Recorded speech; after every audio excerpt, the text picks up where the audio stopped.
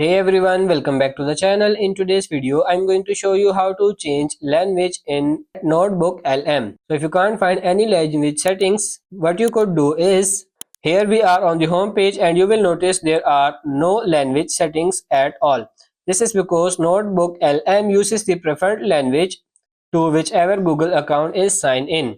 So if you are on Chrome, the profile icon will be right side on the top screen and you can sign in from there or go to the Google account settings from there. If not, just search in the browser Google sign in, or you can type the website on the screen and sign in to the same Google account. You are signed in to Notebooklm. Once you are signed in, on the topmost section here, just type LANG and language should pop up. You can click on the little pencil icon under the preferred languages tab and choose your language. Once you have done that, head back to Notebooklm and that will change the language in Notebooklm as well, but also across all things Google related to that current account.